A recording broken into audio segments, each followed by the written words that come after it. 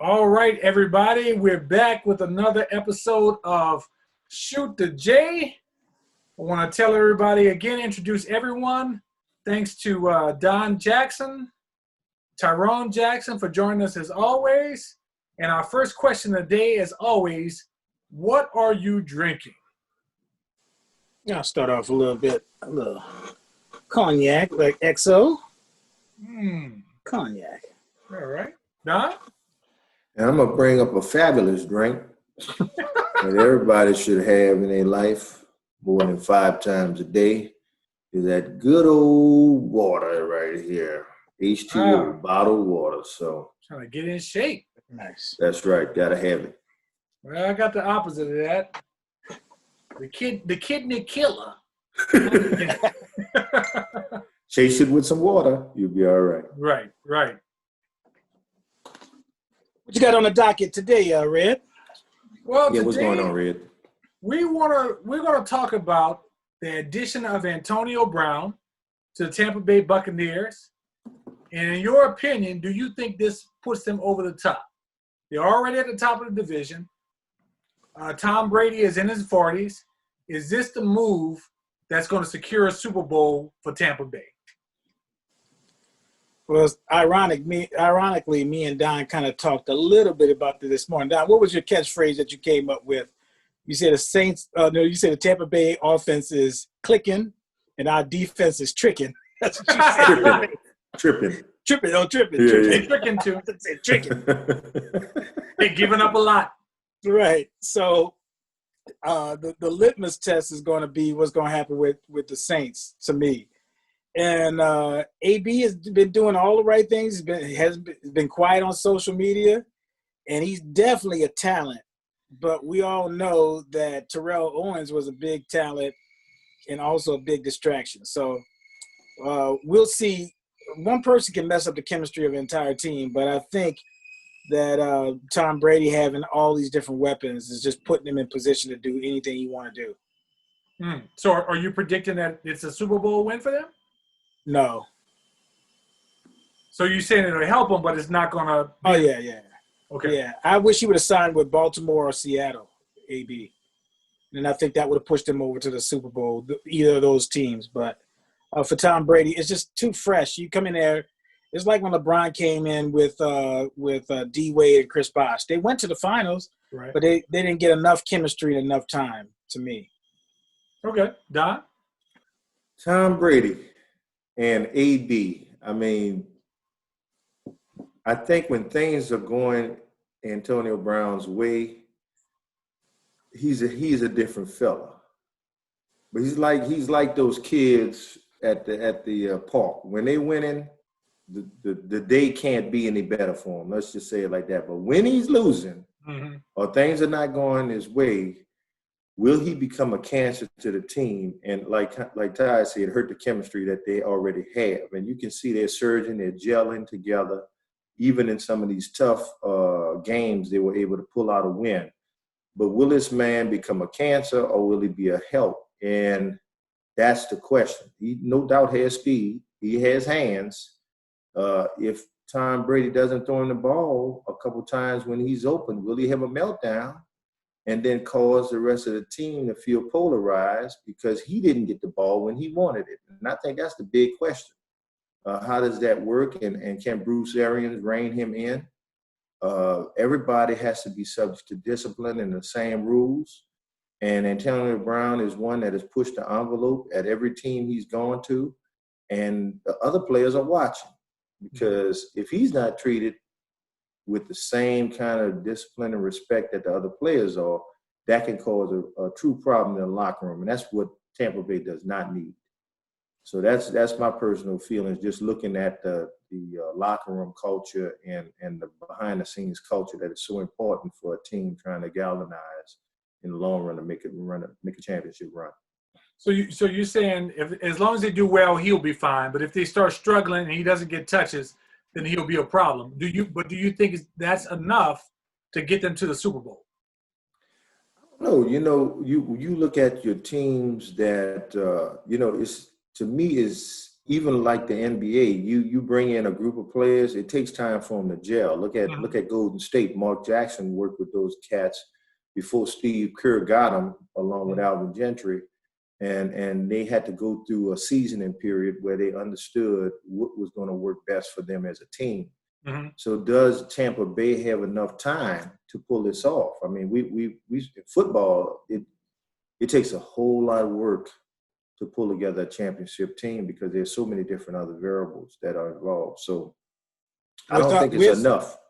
With a truncated practice session, like you didn't have because of COVID that. And I'll make one point, and Dave, if you can dig up the footage, the one game that AB did play with Tom Brady, they had some great plays, but there was one play where AB went to the right when the ball was delivered on the left, and he looked at Tom Brady like, man, what you doing like that? And I'm like, dude, you coming to Tom Brady's team, not the opposite. Right. So that was just a little thing that put me on edge, like, oh, man, he could be volatile at any time. But sometimes when you get out of the NFL and get away from that NFL money, you start looking at it differently, like Michael Vick did. When he came back very humble and contrite and was willing to do anything. So maybe AB is at that place. And that was going to be my comment. I mean, maybe it's the Dwight Howard thing where, you're out, you have no offers on the table, like Dwight Howard did. You think you're all-world franchise player, then you have to come back for a veteran minimum conditional contract, where for any reason they don't like what you're doing, then you're gone.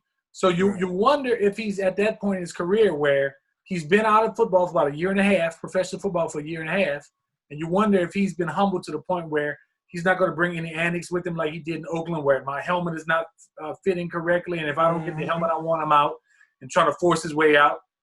So you wonder really if he's at that point. I actually Brad behavior.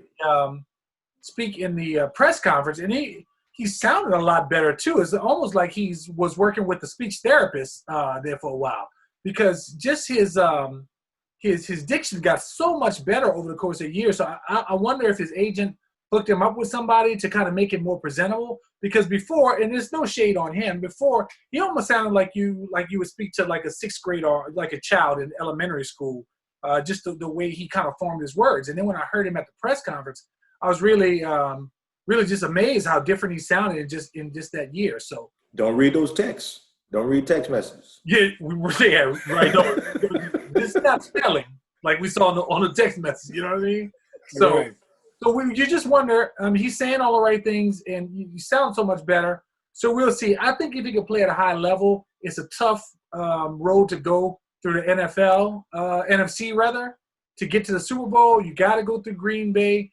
You got to go NFC South. You're going to have to play the Saints. You got to go through Seattle. You have the emerging Arizona that you still have to play.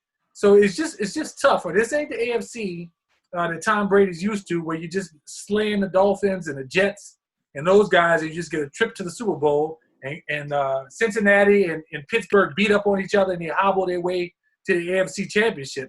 This is a different animal in the NFC, So I'm not sold saying that AB is going to get him over the top. I mean, at the end of the day, Tom Brady is still like 42 years old or something like that, So, but it'll be interesting to see is my take on it. So, speaking of that, Red Dog, what's your take on this matchup coming up, Saints and Tampa Bay this Sunday night? To me, Saints don't perform well on grass. I'll break it down to a parsec. You're familiar with the team. You're going to add another playmaker in with Antonio Brown. For some reason, Saints on grass, to me, unless they're going to run heavy, they don't do well. So, I mean, what do I think is going to happen? I think the Saints have the chemistry and the momentum. So I'm not sold on the Saints winning this game. The guy, Antonio Brown, he can give you two plays, and it'll bust the game wide open. You don't have to do anything all game long. Two deep plays on you. This is something that the Saints lack, is that deep threat game-changing play, which we don't have. They have. So Saints don't play well on grass. We struggled again in Chicago, even though we won. So I think Tampa Bay, I'll give them the split. I think Tampa Bay will win this game. I'll be pleasantly surprised if the Saints win, but I think Tampa wins. I think that the Saints play down to their competition. So I'm little bit torn because with Drew Brees being held out of practice because of a sore shoulder, that could be a problem. But Antonio Brown has beef with the Saints.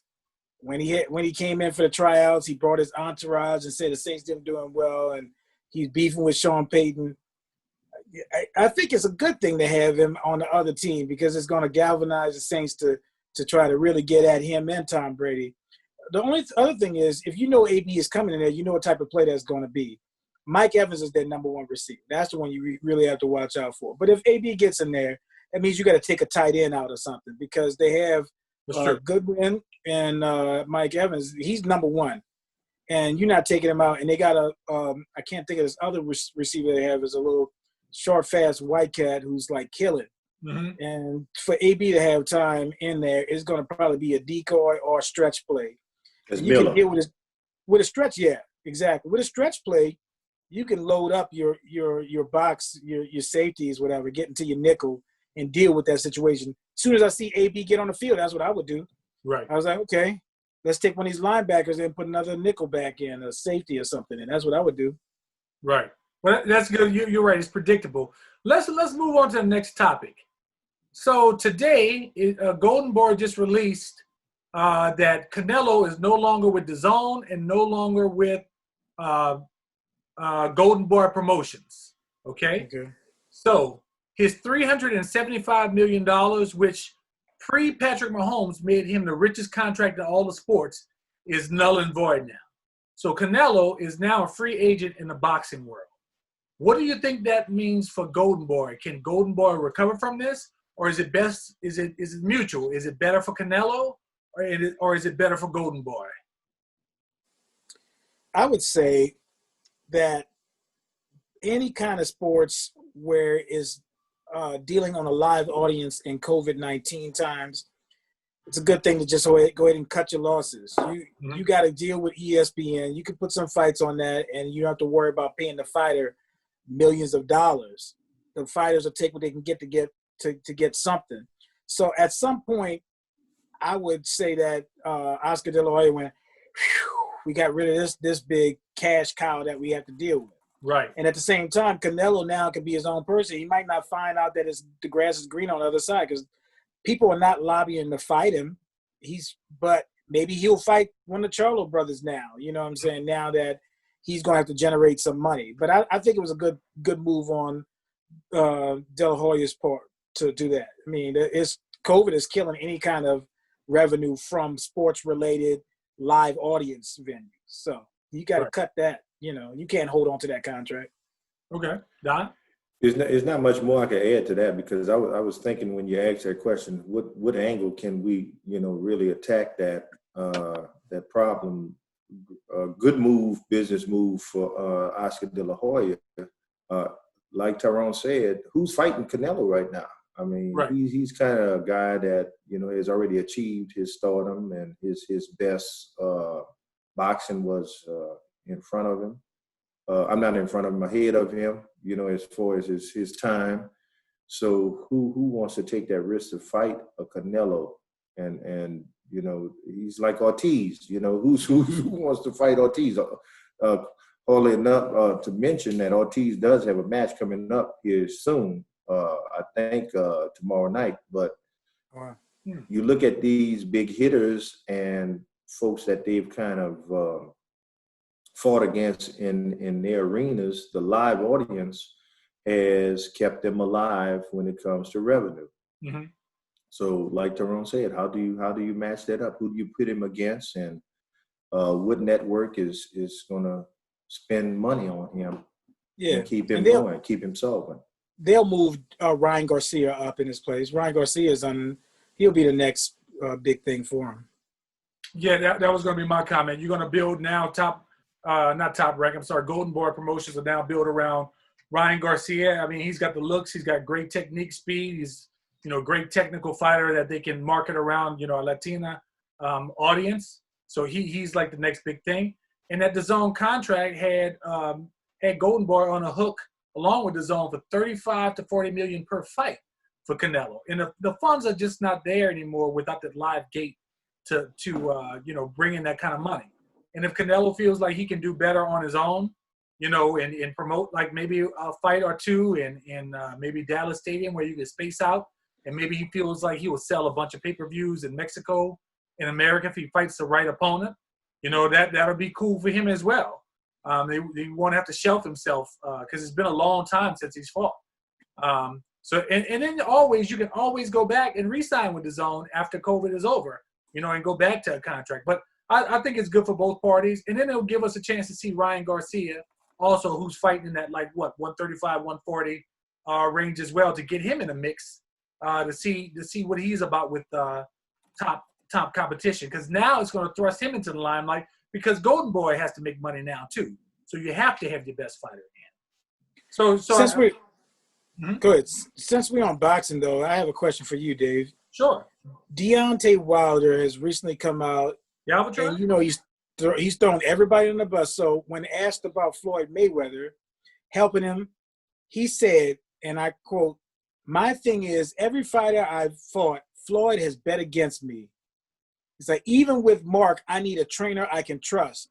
Mark ain't on the team no more. Nobody had anything good to say about my trainers before. But all of a sudden, you need him. All this time and all of a sudden now, why? I don't need anybody. I've made it all this for. Why do I need to change up anything?" That's a problem for me, okay? Because in one way, Deontay Wilder is humble when he talks about where he came from and his daughter with spina bifida. But on his other side, because you had this great equalizer of power, okay, what we've seen in the past in the history of boxing is that guys with power don't adjust. George Foreman never adjusted his style. David Lemieux. David Lemieux never adjusted his style because they feel they have to hit that great eraser. They can come through any storm, and doggone it, you might be able to come through any storm. But the big heavy hitters, the Dempseys of the world, the Sonny Listons, they've never changed. And that's a problem because, as we talked about last week, this is a matchup nightmare for you. A big guy who's bigger than you, who moves well, who's technically superior, just like what everybody's technically superior to Wilder is, technically superior. So this attitude, I don't need anybody. Yes, man, you do need somebody. You do for this guy. And like I said, you can go back and fight everybody else the same way you fought him. But that thing where you think you know everything is a problem. It's not just in boxing. That's in life. If you think you know everything in life, life is going to come around and humble you. And in boxing is the biggest metaphor. Boxing will humble you when you think you know everything and somebody gets you out of there. It's going to be a literal representation of that because a guy will separate you from your senses. So I don't like that attitude at all. We talked about that with RG3, not for me to keep going on, but we talked about that with RG3 of not listening. Hey, it's always good to listen. It's up to you whether you're going to implement something or not. But everybody should be available to listen, to anything, especially somebody with the pedigree of Floyd Mayweather. Let's go to the waiting room because our guest has been patiently waiting for about 10 minutes now.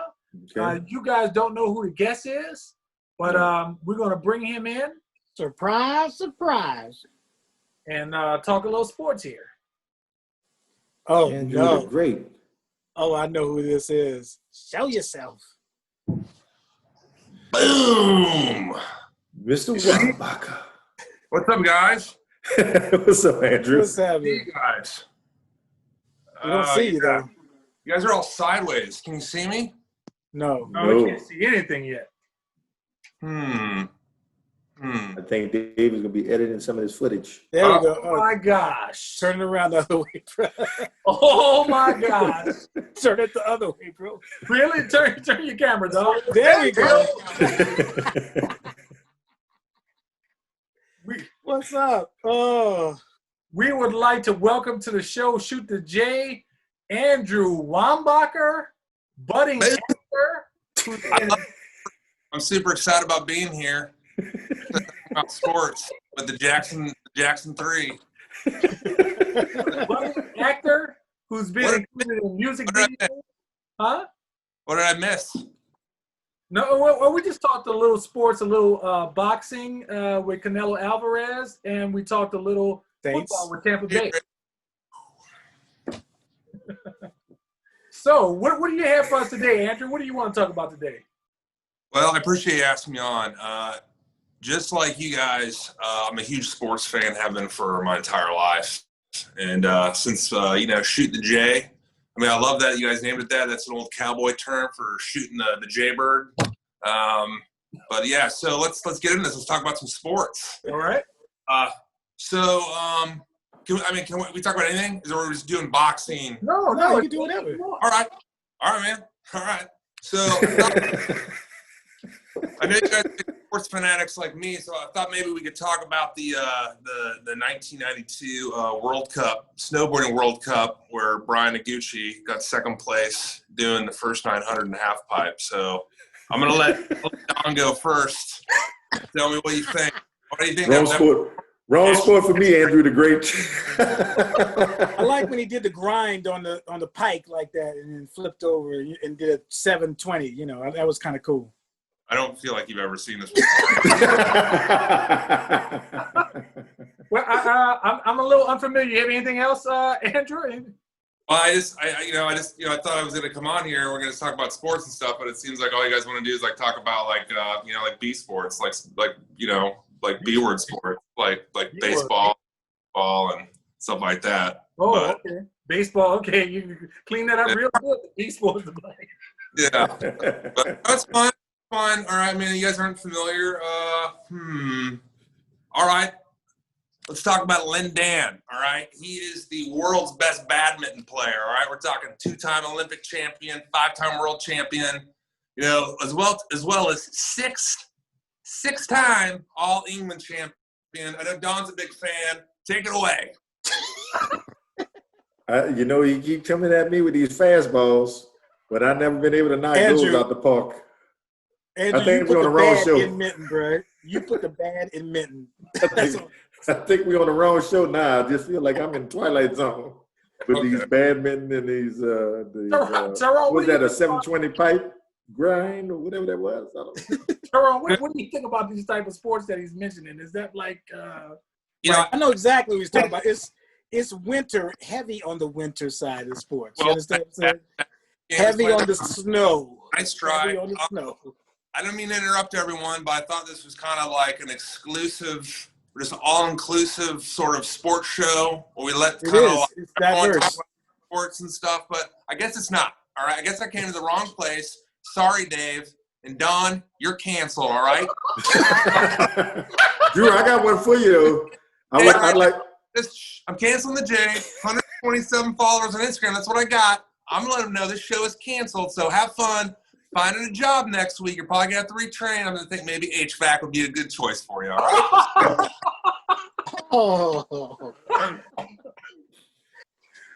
Let's switch gears though, since we're talking about like racing and stuff like that. Let's talk about the presidential race. Oh man! What's going on now? Don't bring me on here because I'm like the token white dude, and like somehow I have to represent like all white people right now. I'm not their spokesperson, Dave. It's not gonna hurt us to hear from you. Let's go with it. Sure. Hey, you've helped us out in the past before. It's true. You were the guy in Las Vegas when we went, as Andrew told us. Hey fellas, look, I understand why you invited me, and when the cops come, I'll do the talking. I have a lot of faith in that. But if we had to, it would have worked out real well. Oh yes.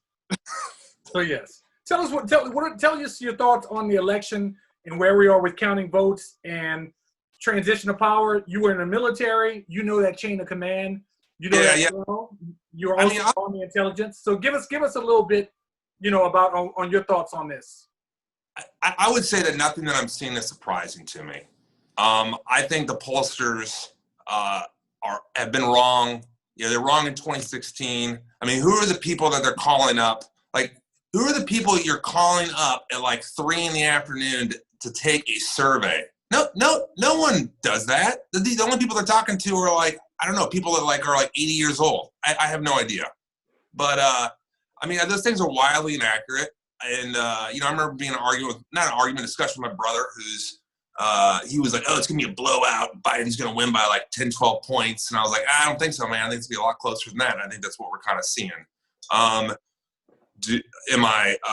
When it comes to like counting these mail-in votes or whatever, do I think it's like some sort of conspiracy or something like that? No, man. Like predominantly the people, like they told all these Republicans, vote in person, it's a fraud.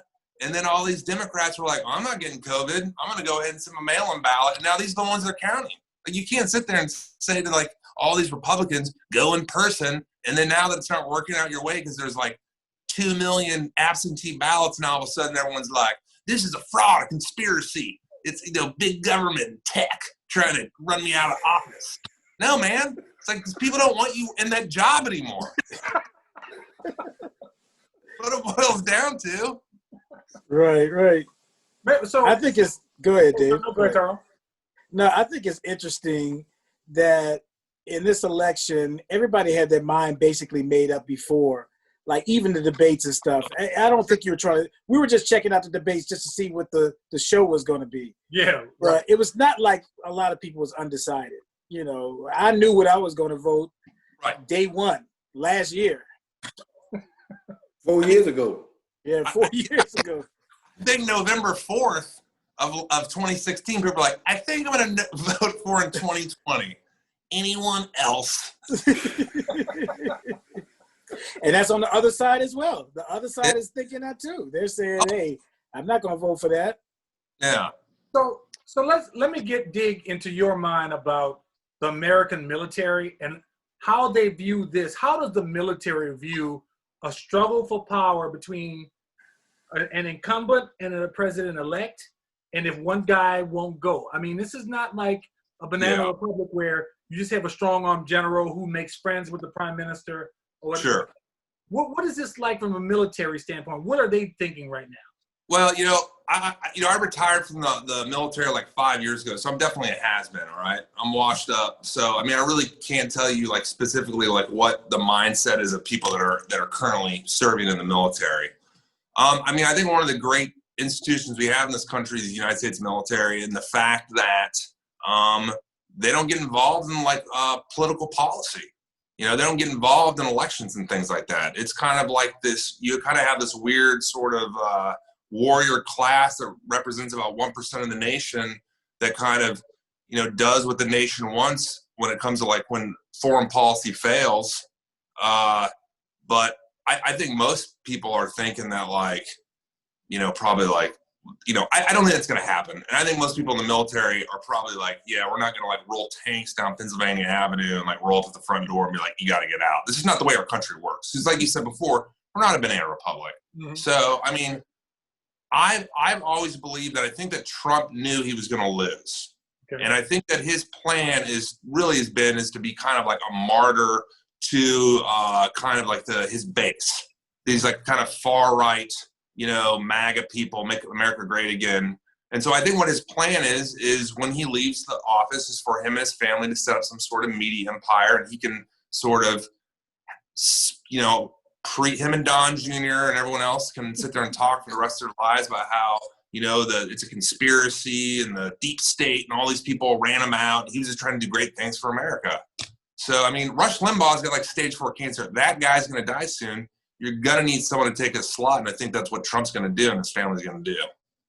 I can get him out of office, though. I have a plan to get him out of office. Okay, let's hear it. I'm going to order some McDonald's, Burger King, and Wendy's, and I'm going to lead a trail out of the White House into Dave's bus, his school bus. Right. And he's going to be out. He's going to be gone. He's going to find like, ooh, there's a lot of cheeseburgers and a lot of Big Macs. So he'll be gone. Burgers. I don't know why the guy's alive, honestly. If I ate McDonald's every day and KFC, my heart would explode in like another 2 or 3 years. Oh, it's the cocaine that's keeping him going. I have this much energy from a 70-plus-year-old man in my life. Say what you want about him. This dude has got some boundless energy that I've never seen from a 70-something-year-old man. You know what I mean? Well, he got some good drugs from the hospital, too. Those good drugs. Stem cells. So you're saying the military is, takes a hands-off approach to transfer of power? Yeah, they're not involved. There isn't like some secret war plan where they're like, if the president fails to leave, this is what we're going to do. Right. Yeah, I just don't. I mean, that's never happened in our entire history of our country. I don't particularly see it happen in the next couple months. I think when people say that, it's a lot of sort of reactionary fantasy that people have on the news where like, we're going to have to go down there with the troops and march him out. And it's sort of like, really? You're really going to have to do that? Andrew, I have a question. All your generals have a southern twang to them. Is that what? No generals from up north or anything? Well, those ones already came down here and burned everything. So, So, all right. So, are the protocol? I gotta love Andrew, bro. I gotta love Wombacher, bro. Look, he lives in Gretna making that comment. It's like I know. Look over his shoulder tonight making that comment with this. He's not scared. Andrew's not scared at all. no. Wait. To recap a story about just the feeling in this country, we had a coworker. I'm not going to say the name. We had a coworker when the statues were taken down in the Confederate statues were taken down. Yeah. He left for the day. He got mad and walked out and left for the day. Visibly upset, like you'd called him up and said, "Hey man, I got some bad news for you. Everyone you know, they're all dead." That was basically his reaction. Right. He stormed out. So this guy's making Civil War jokes, living in Gretna. Out there, you know what I mean? Yeah, I'm not from these parts, and I've been here about 5 years, and it really cracks me up. Like I will have people ask me, adults ask me in 2020, they'll say like, "You're from up north," and I'll be like, "Yeah, I mean, I guess so. Yeah, I'm like north of Louisiana, sure." And they're like, what is there? How do they teach the war of northern aggression in the north? Like what? Like these are conversations that adult men are having currently. This isn't like 1890. They're like, I do declare the Yankees are still here. This is 2020. And they're asking me these questions, and I'm just like, well, I mean, we just got taught that you guys are the bad guys, and we are the good guys, and we won. All right, that's it. That's how it happens. And you guys had slaves, which was wrong. So, Yeah. That's another show called Shoot the KKK. Yeah. Execute the KKK. People want to know, they want to know, what do they teach up north? I'm like, what are you talking about, man? The same thing. Y'all don't read Gone with the Wind? Y'all don't read Gone with the Wind? Yeah, it's nuts. It's nuts. Public education is public education all over this U.S. I hate to say it, but that's what it is. It is what it is. Yeah. The war of northern aggression. I'm like, wow. That was like in 1865, man. Like, that was like 160 years ago. Hey, well, they say the South will rise again. Just wait. And the South has been doing that ever since. They've just been waiting. They haven't done anything since then. I've seen these people at these, when they're tearing down the statues, man. I'm just going to say, war is, you got to do a lot of physical, you got to be physically fit, all right, to go to war. A lot of these people showing up there with their, Heritage Not Hate shirts, probably get on a treadmill, and maybe start doing some CrossFit before they want to, start, burning stuff down. Just saying. Wait. You lived in Idaho for a large part of your life. We had Nazis there.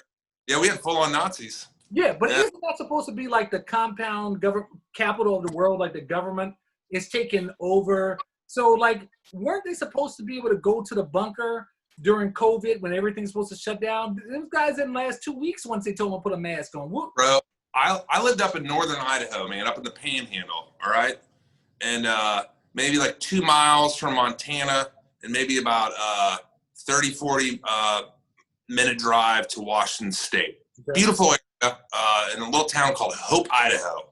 Okay. And everyone, I lived, in high school, that whole Ruby Ridge standoff. Oh, yeah. That was maybe an hour away from where I lived. So I wanted to kind of understand the mentality of the people that lived there. Then about an hour to the south was kind of where they were planning the Fourth Reich, and there was a big neo-Nazi compound down there. So, yeah. So I just want to kind of paint the picture.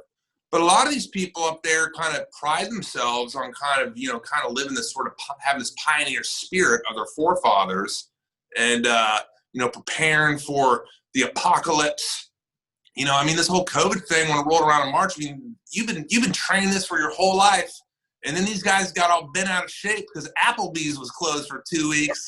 They didn't get their like jalapeno poppers, their Jack Daniels like ribs. Like, are you serious? Like, you've been waiting your entire life to be the smartest man on your block with your doomsday and all your canned food. And in 2 weeks, you're like, they're taking away my constitutional rights. They're like, are they? Is that what they're doing? They're making me wear a mask. That's against the Constitution. Like, what amendment was that? What amendment was that? Were they like, you shall not infringe on a person's to cover their face with cloth? I missed that one. Yeah. I want to. Hey, go ahead, Drew. I wanted to ask you. The more I see these political maps, right? Right. And we're trying to kind of figure out, how the other side thinks. And you gave me a little insight into some of the, pioneer spirits that some of these folks are embracing. Yeah, pioneer spirits. A lot of drinking, Jack. You click on a state, any one of these states, and look at these votes. CNN has this map up right now. And you look at outside of the metropolitan areas of all of the states, invariably they're red. They vote red no matter what. And what is going on? I mean, with just kind of a blanket kind of approach to looking at politics, I was surprised Georgia might flip. Let me that surprised the heck out of me. Looking at the map and the number of votes, I'm thinking Georgia, no matter how many Democratic senators they have, could never be flipped because we cannot match the rural vote that's coming out in force or the suburban vote. Yeah. Yeah, I think the last time Georgia was flipped was when Clinton ran the first time. Mm-hmm. And that was the last time a Democrat won Georgia. He also won Louisiana, if I remember correctly, as well. So, since then, it's been, every time a Democratic candidate has run for office, the Republican incumbent has always won. So, but your question on why do these rural areas vote for Republicans versus Democrats? I will try to answer that from my own observations of growing up in very rural places like in Kansas and Idaho. The average person there has a heavy distrust for anyone that lives in a city. So they kind of view, and the city filled with Democrats. So they they also view as Democrats wanting to infringe on their rights. Let's say, right to bear firearms. They're very afraid of paying more taxes or, kind of infringing on their they're worried that it's going to become to socialism or communism or something like that. I know I'm very much kind of painting this very broad stroke. Yeah. But I'll give you a perfect example.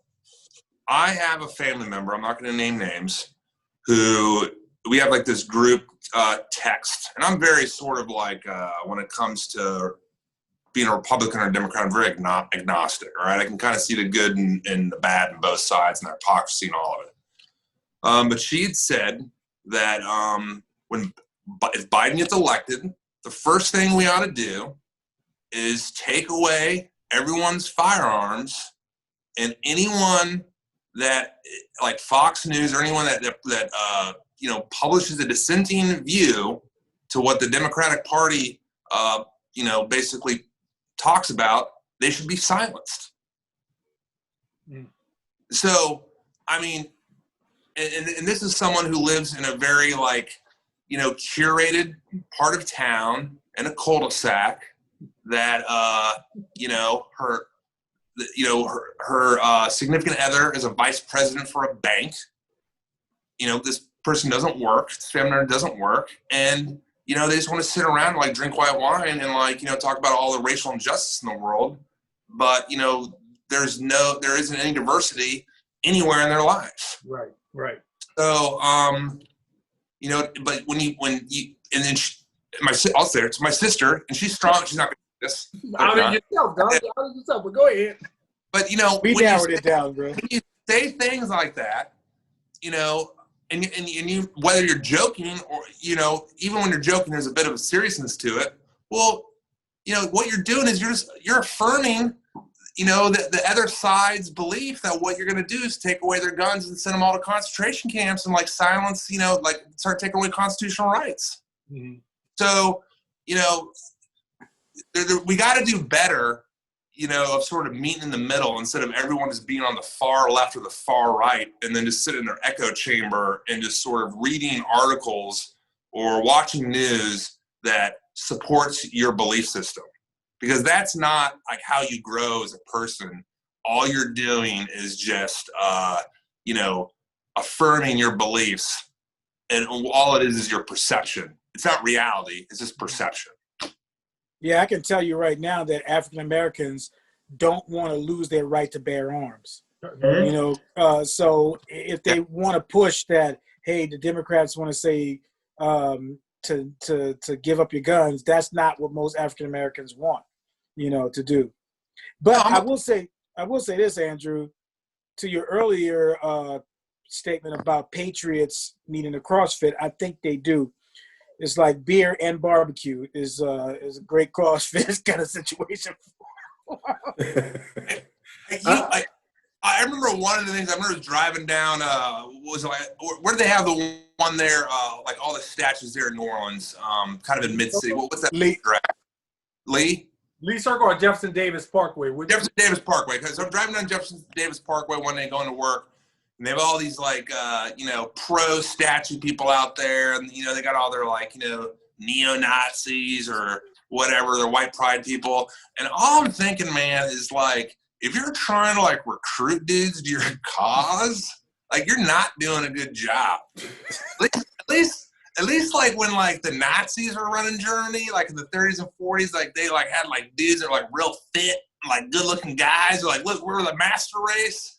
But like, when you're like 5'2" and like 300 pounds, and you're like talking about like, you're the master race. No, man. Master king diabetes is what you got. That's what you got. The insulin master.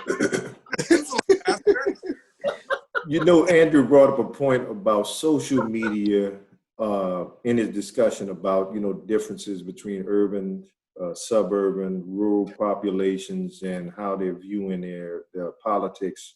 And it's kind of interesting in that social media can cater to your likes. Yeah, sure. And your patterns. And the fact that we're becoming less and less social, but our views are becoming more and more stronger about, and I don't know if that I should have used more and more stronger, but our views are becoming stronger about why we feel the way we feel without actually opening up all of the avenues and details that surround, our political landscape. And we're also kind of closed off from the world and how they look at politics. And we don't infer that into our decision making, because there are a lot of things going on in the world, in the political landscape, and are we really taking note of that and then referring back to history so that some of these things that we continue to see come up and what's the word, resurrect again, that we could see it for what it is before it takes a stronghold in our politics or in our paradigm shift. So, that kind of disturbs me, the fact that social media is not, like you said, Andrew, expanding our minds, is not helping us really consider so much other ideology that's out there. I mean, you say the word socialist into Cubans and some Latino Americans, they're thinking about communism and Fidel Castro. And so that's a problem, that we cannot message that in a way that people can see we're not against your rights. You know, when we say healthcare for all, that's not a bread line like back in the old USSR. You know, that everybody gets the same bread and you stand in line with a little ticket. You get bread today if there's bread left when you stand in your line. You know, so I think we have a lot of work to do. Yeah, especially when you assume the worst, when you assume that it's going to be that and not that, like you said, Fidel Castro is a perfect example where it's all or nothing. But that doesn't mean that capitalism doesn't have flaws in it. And so if you have to look at that and say, okay, what is flawed about capitalism and what can we fix? Well, let's see. Norway has healthcare for every citizen. Canada has healthcare for every citizen. So are we thinking of them as socialist countries in the way that we think about Russia or, any of these other places, World War, Italy, whatever, socialism, whatever. So no, maybe healthcare is something that we all supposed to have, but it really boils down to capitalism. I don't want you to have the doctor that I have. I have the best doctor. I don't want you to have that doctor. And so or access. You're right. I don't want you to be able to get a Lamborghini. I want to have a Lamborghini. You can't have it. It's my status symbol. And the noise about social media is I can control the content that comes in. I can block whoever I want to block. Yeah. I don't have to deal with you, and I don't have to be privy to your viewpoint. I can cancel it if I want to, But I think human decency is lacking these days, Sure. Human decency, logic, and if a person has a different viewpoint, yeah, that's fine. But you getting all in your feelings and emotional about it, and you're gonna say this is going. And I hate this other thing is, it's gonna be a race war if this thing. Why I gotta be put in the middle of a race war? You know what I'm saying? Yeah. I'm at home chilling. I'm looking for Applebee's to open up again. My jalapeno poppers. Right. You got no time for no race war. Man, no. I got nothing to do with my time in the race war. Like, I gotta repaint my house, man. I don't have time for Right. No, I agree. I think everybody needs to kind of look in their own lives and see that you have friends I have friends who are conservatives or Republicans who are genuinely good people. They express some views that are kind of out there, but at the same time, you can call them up in the middle of the night and they'll come over and help you or something like that. And, same thing on the other side of the aisle. You have Democrats who are good people, but we do have to identify with each other as people first, as opposed to, some ideal that none of us are living up to. As you talk about the guys in the compounds in Idaho, they couldn't last 2 weeks without wearing a mask. So all these ideals, all these esoteric things that they talk about, that they're going to take my guns, they're going to do this. Nobody's living up to any of those ideals except for the people who are super, super extreme, on both. Yeah. But if we look at each other as people, as this person is a good person, this person, was able to babysit my kids one time and came through for me in a pinch. Really, all the other stuff doesn't really matter. We have to see each other as people and not as politics. You know what I mean? But it happens in sports because now on ESPN you see tweets and Twitter battles and all this kind of stuff. Where was that in sports before? I mean, you know what I'm saying? You got people addressing each other. Damian Lillard going back and forth with Paul George, and this is what and athletes are able now to control the narrative, which is good in a sense. But also, Kevin Durant says he got to keep a burner account so he can say what he want to say. But everybody knows it's his account. Yeah. It's so stupid. But the media is reporting on all these things, and then you have more and more sports shows that's dealing with nothing to do with sports, everything to do with this person has Jordans and this person's on this thing and this person is that and this person is dating that person and they got caught and all that kind of stuff. I mean, come on, man. It sounds like we all get a dose of the friend who would run back to both sides and say, Andrew, Ty said this about you, Andrew. What'd you think about that? And then you run over to Ty and says, yeah, Andrew said if you bring that red balloon by his house, he's gonna shoot it out the air. And then Ty says, "Oh yeah, well if he shoots my balloon out the air, Then I'm coming with an ice bucket of cold water to wait for him when he walks outside his house, and I'm going to dump it on him. You know, real weird examples that I gave, but very. I said all that to say that, you know. Sure that's water you drinking?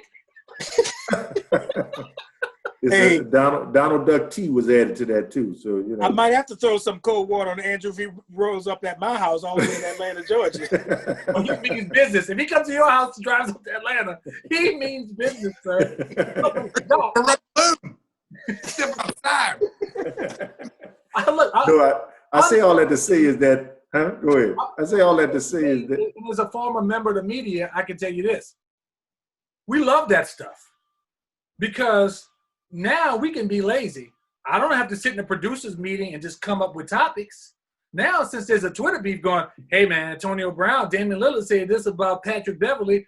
That's my first 15 minutes of the show. I can be a lazy journalist. And all journalists, hey, I'm saying this, I'm looking to the camera, we're all procrastinators. Wait till the last minute. That's why they have deadlines, because journalists will never get a story out if not for deadlines. So with that kind of stuff the media pumps up, like I always tell Andrew, it's not some big, broad agenda. We're going to get this person to turn against this person. For all things equal, the simplest answer is always the best. And the simple thing is, it's not like they're getting players to turn on each other because they just want to see athletes go after each other. You know, it's because this is going to be an easy news day. We'll put the Twitter graphic up. I don't even have to create my own graphics. Screenshot, put that up. We get us 3-4 gentlemen right here to talk about what happened. 15, 20 minutes go on my airtime. I got my advertisers happy because now my numbers are up. It's a lazy day. It's lazy journalism. And that transcends sports. It's not just in sports, it's in politics also. When Trump tweets something, oh, this is going to be an easy day. We're going to talk about Trump's tweets for 24 hours. Not about the policy that's allowing kids to be in cages and not policies that's pulling unions out of the way. We're going to talk about tweets today. And that's easy and that's lazy journalism at the end of the day is what that is. Yeah. You reminded me of something, Dave, and I want to address everyone that's watching this right now. Is it this camera or okay? It's this one right here. The camera looking at. This is a 3-camera show, people. So don't realize that you think it's on the phones, but it's not. I always want to speak to everyone. Like when I hear people talk about the deep state or these conspiracies and stuff like that, like you are really giving too much credit to the federal government. As a former employee of the federal government, I actually used to work at the National Security Agency, and I was a signals intelligence analyst there. I'm telling you right now, the government is not that organized. Do not put that much faith in the government. It took them how long to get down here for Katrina, but yet let alone they're somehow be able to be the puppet masters behind the scenes, and no one's leaking this information. No one's calling the New York Times and telling them this. No one's coming forward. Really? Yeah, because it's not real. It's not real. Thank you. I will make sure your picture goes full screen during your public service announcement. This is PSA. This was his PSA. Guys, I want to tell y'all, hey, we broadened our horizons. I think it was real apropos around this time, election time, to speak about a lot of these issues. I want to thank Andrew Wombacher for coming on the show. What do you have right now, entertainment-wise? For people who don't know, Andrew's been in several things so far as acting-wise. He's been in a music video that's in the tens of millions of hits, some private films and student films. What are you working on right now? I'm actually going to be on a low-budget horror comedy on Sunday, actually. I'm playing a police officer. I feel like I'm being typecasted. Anyway, so they want to borrow my car, basically is what it really boils down to. But yeah, working on. But yeah, no, I do it for fun, and I think that's important to everyone out there is, if you have something you really enjoy when it comes to the arts, do it for fun. Don't do it with the end goal thinking you need to make $1 million, because that defeats the whole purpose. So do it for fun. And if the money and the fame comes along with it later down the road, then enjoy that. But ultimately, if you're just doing it for that, you're wasting your time. I like that, Drew. Hey, Drew, I wish one more person was on this show, and I don't know if you know who I'm talking about, but I wish they were on this show. I would love to see them. Lion Chief? That's what you talking about? Huh? The Mogwai in chief. Yes. We all know who it is. Please don't make Don't me say it. Don't say it. But I wish he was on He here just so I could see the interaction. Keep it undercover. You know how much dude code that got broke in like every rule. Don't say it. Don't say it. I know it firsthand. Don't say it. Book right here that I have for dude code. I'm just gonna throw it all out the window. I just do my thing. Don't say it. Annihilated the bro code. Annihilated. Dude. Yeah. All right, I'm not gonna say anymore because it's gonna get me upset. We don't need that, Drew. Guys, it was a pleasure. Liked what we talked about. Yeah. Tune in next week. As always on Friday. We're going to get more big name guests like Andrew Wombacher with the badminton and Camp Pike or whatever the hell he was talking about. What's that? Brian Aguchi, man. Brian Aguchi, that's the guy's name? Yeah, that was the guy's name. All right. You know you looked that up at the last second prepared for this show. Exactly. Guys, thanks again. Shoot the J. Next week we'll see y'all. Andrew, what are you drinking before you go? I don't think I asked you what you're drinking. I'm drinking plantation rum and Coke. Oh, come on, bro. Come on, man. What? Not cool. Plantation. Oh, too soon? After all those nice comments he made, huh? No. Guys, I guess you're wearing a cotton shirt too, aren't you? well, you Or all polyester. All polyester. Guys, thank y'all so much. We'll see y'all next week. Andrew, thanks for joining us this week. And fellas, don't forget, shoot the J. We'll see y'all next week. All right.